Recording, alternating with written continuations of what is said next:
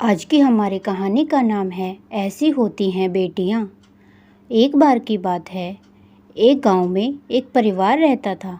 वे दो भाई थे। दोनों की शादी हो रखी थी। बड़ा भाई पास के ही शहर में रहता था।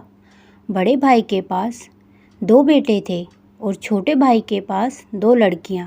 बड़े भाई का नाम संजय था और छोटे भाई का नाम राजेश था। राजेश की पत्नी गर्भवती थी। उसे तीसरा बच्चा होने वाला था। राजेश बहुत अच्छा आदमी था और बहुत मेहनती भी था। और राजेश की भाभी थोड़ी घमंडी सी औरत थी। जब राजेश के घर तीसरी लड़की हुई तो राजेश ने घर पर पार्टी दी। राजेश की भाभी कविता ने अपने देवर राजेश से कहा, देवर जी, तीसरी बेटी होने पे कौन पार्टी देता है? अब तो दहेज के पैसे जोड़ना शुरू कर दो। भाभी की ओर देखकर हंसते हुए राजेश ने कहा, अरे भाभी, आप क्यों चिंता करती हैं? घर में खुशी आई है इसलिए मैंने सबके साथ बांट ली। और फिर बेटियां तो अपना भाग्य अपने साथ लेकर आती हैं। अपने देवर की बात सुन कविता मुस्कुरा के रह गई, जबकि असल में तो उसका दिल खुशी से झूम रहा था। देवर के घर तीसरी बेटी का जन्म जो हुआ था, कविता के दो बेटे थे। इस बात पर वह खूब घमंड रखती थी। 2-3 दिन में सारे मेहमान चले गए। अब तो घर में राजेश और उसकी पत्नी मंजू, उनकी तीनों बेटियां थीं, कोमल, सुमन और तीसरी बेटी जिसका नाम सबने ज्योति रखा था।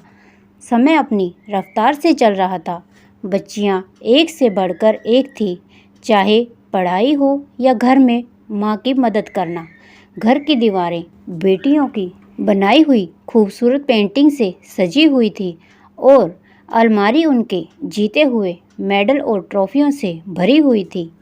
तीनों बेटियों की किलकारियां और हंसी से राजेश और मंजू का घर गुलजार हो रहा था।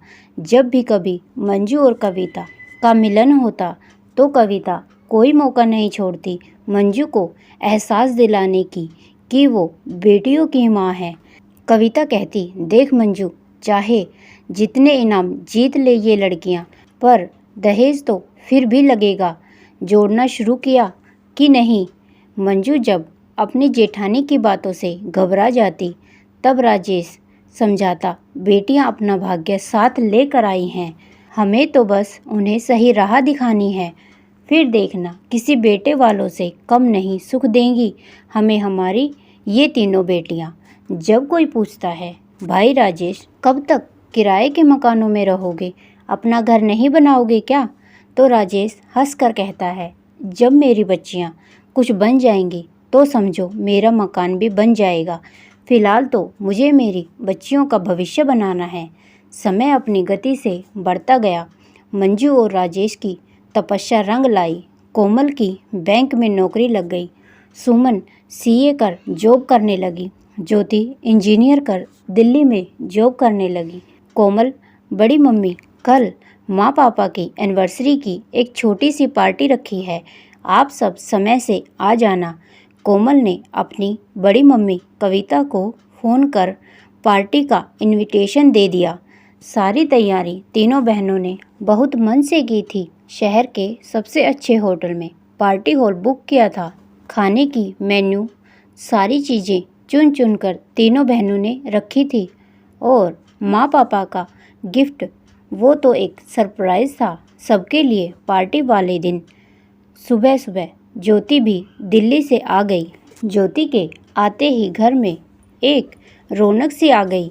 ये क्या माँ, बालों में कैसी सफ़ेदी सी आ रही है, ऐसे जाओगी क्या पार्टी में? ज्योति ने कहा तो मंजू ने हंसते हुए कहा, मुझे कौन देखने वाला है वहाँ, अब तो तुम बच्चों के दिन हैं। नहीं माँ, अभी चलो पार्लर में। और ज्योति अपनी माँ को पार्लर चली गई। हल्के मेकअप और सुंदर सी साड़ी में अपनी माँ को संवार दिया। ज्योति ने राजेश के लिए एक शानदार सूट तैयार करवाया था। सूट को देखकर राजेश की आंखें झलक उठी। शाम होते ही सब तैयार हो हॉल की और निकल पड़े। मेहमानों से हॉल भर गया। सबकी बधाइयाँ स्वीकार कर मंजू और राजेश ने एक दूसरे को माला पहनाई और केक काट एक दूसरे को खिलाया। सब राजेश और मंजू के भाग्य को सराह रहे थे। कविता भी आई थी पार्टी में। अपने पति और दोनों बेटों के साथ पार्टी की भव्य तैयारी देख कविता जलन से भर उठी। आज एहसास हो रहा था कि बेटियां हो कर भी जो सुख ये लड़कियां अपने माता पिता को दे रही थी वो उसके लाडलों ने ना कभी दिया था और ना ही कभी देंगे। तभी ज्योति ने माइक ले अनाउंस किया, नमस्कार सभी को, आप सब हमारे बुलाने पे आए, आप सभी का बहुत बहुत शुक्रिया। अब समय है मेरे माँ पापा के गिफ्ट का, जो हम तीनों बहनों ने अपने माँ पापा को दिया है, लेकिन इसके लिए सब बाहर लॉन में चलें। ये क्या है ज्योति?